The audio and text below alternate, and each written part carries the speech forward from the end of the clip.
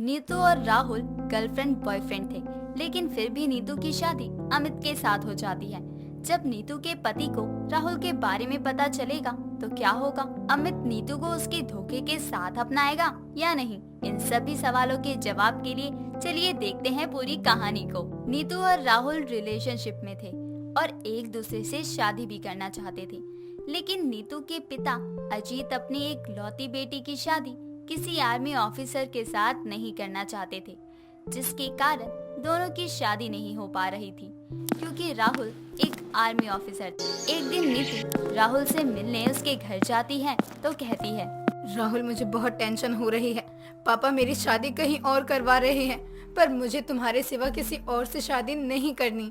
मैं जानता हूँ, लेकिन जितना प्यार मैं तुमसे करता हूँ उतना ही अपनी नौकरी से भी। मेरी ड्यूटी मेरे लिए पहले है, उससे बढ़कर मेरे लिए कुछ भी नहीं है। ठीक है, तुम अपनी नौकरी देखो। मैं अपने पापा की खुशी के लिए उनकी मर्जी देखती हूँ, क्योंकि मैं उन्हें और दुखी नहीं कर सकती। नीतू इतना कहकर रोते हुए अपने घर चली जाती है। वो अपने कमरे में बैठी रो रही होती है। तभी उसके पिता अजीत उसके कमरे में आते हैं और उसे रोता हुआ देखकर कहते हैं, बेटा, मैं तेरा दुश्मन नहीं हूँ, लेकिन मैं नहीं चाहता कि जैसे तू हमेशा अपनी माँ के प्यार के लिए और साथ के लिए तरसी है, शादी के बाद अपने पति के साथ के लिए भी तरसे। उसकी नौकरी ऐसी है जिसका कोई समय नहीं।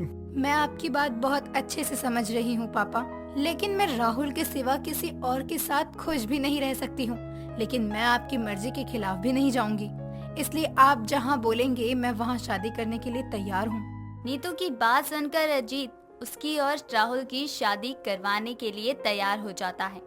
ये बात सुनकर नीतू बहुत खुश हो जाती है और राहुल को ये खुशखबरी देने के लिए उसके घर जाती है, जहां उसे राहुल की अर्जेंट ड्यूटी ज्वाइन करने की न्यूज मिलती है, जिसे सुनकर वो बहुत हैरान रह जाती है और कहती है, ये क्या?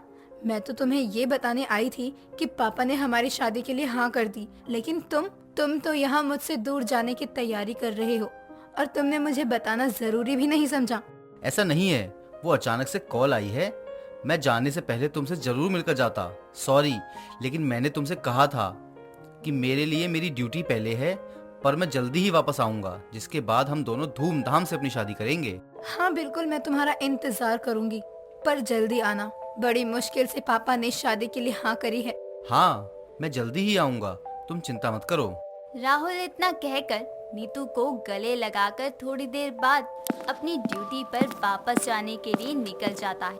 समय बीतता है। तभी एक दिन नीतू के पास आर्मी क्वार्टर से कॉल आता है, जिससे उसे पता चलता है कि बॉर्डर पर हुई लड़ाई में राहुल शहीद हो गया है। उसकी बॉडी का भी कोई अता पता नहीं है, जिसे सुनते ही उसकी होश उड़ जाते हैं और वो जोर जोर से रोने लगती है। तभी अजीत वहाँ आता है और उससे कहता है, क्या हुआ बेटा, तू रो क्यों रही है? बोलो ना, क्या हुआ बेटा? पापा, आर्मी क्वार्टर से कॉल आया था कि राहुल जी शहीद हो गए हैं और उनकी बॉडी भी नहीं मिल रही। अब मैं क्या करूं पापा, अब मैं क्या करूं? बेटा, पहले तू शांत हो जा। ये सच है और तुझे ये अपनाना ही होगा। मुझे ये न्यूज़ पहले ही मिल गई थी, लेकिन तू परेशान न हो जाए, इसलिए मैंने तुझे बताया नहीं था। नहीं, ऐसा नहीं हो सकता, ये सब झूठ है। नीतू इतना कहकर बेहोश हो जाती है, जिसके बाद अजीत डॉक्टर को बुलवाता है और उसका इलाज करवाता है। समय बीतता है।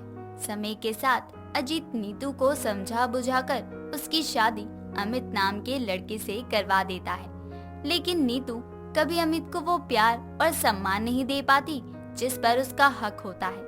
एक दिन नीतू अपने कमरे की अलमारी सेट कर रही होती है। तभी अमित वहाँ आता है और उससे कहता है, नीतू, माँ कहाँ है? नीचे हॉल में भी नहीं है। और तुम ये क्या घर के कामों में लगी हुई हो? माँ जी अपने कमरे में होंगी, और कहाँ जाएंगी वो? और अगर मैं घर के काम नहीं करूँगी तो कौन करेगा? आप? तुम प्यार से कहो तो मैं तो वो भी कर लूँ। तुम्हारी खुशी के लिए मैं कुछ भी कर सकता हूँ। आप इतनी फिल्मी लाइनें क्यों मारते हैं? कभी तो नॉर्मल बातें कर लीजिए। मुझे आपकी ये सारी बातें बिल्कुल भी पसंद नहीं आती है।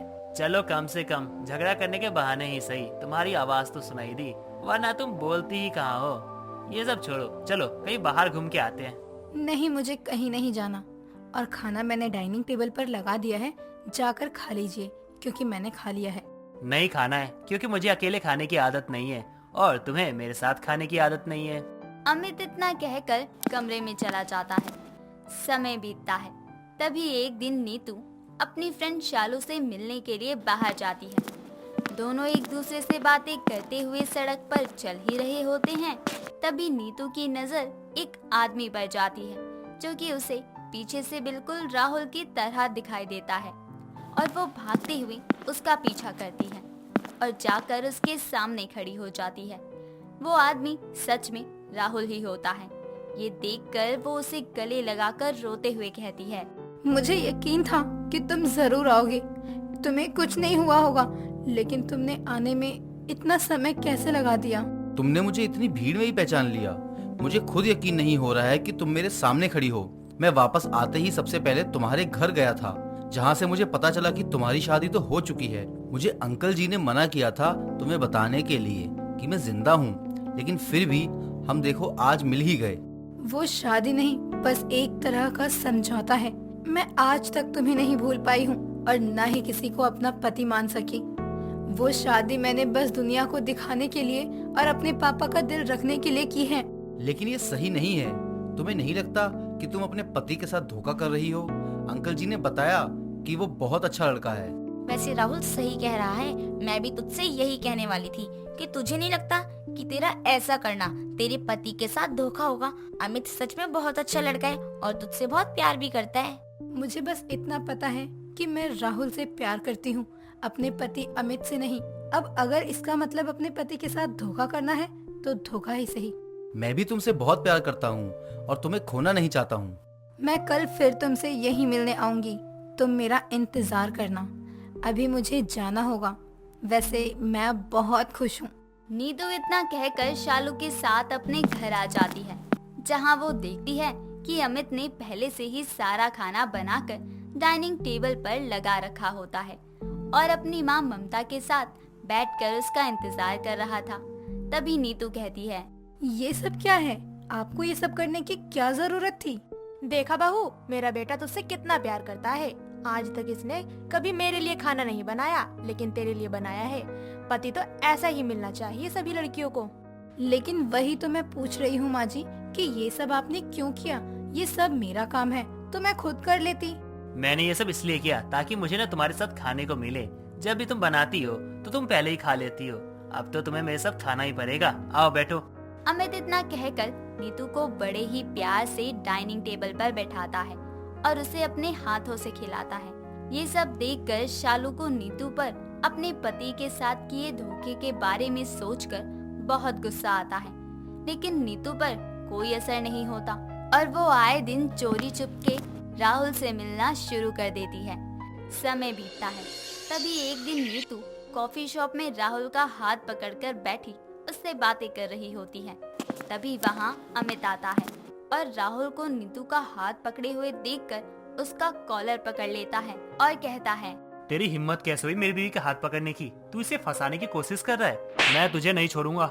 ये तुम क्या कर रहे हो? मैं इससे प्यार करती हूँ और इसने नहीं, मैंने इसका हाथ पकड़ा हुआ था। इसने कुछ नहीं किया, बल्कि मैंने अपने पति के साथ धोखा किया है। मुझे तुमसे ये उम्मीद नहीं थी।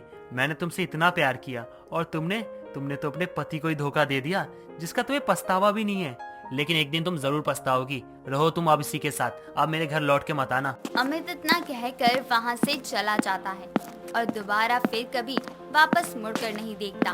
वहीं दूसरी तरफ राहुल भी कुछ समय बाद एक लेटर लिखकर नीतू को छोड़कर हमेशा के लिए चला जाता है और इस तरह से नीतू को अपने पति के साथ किए धोखे की सजा जिंदगी भर भुगतनी पड़ती है।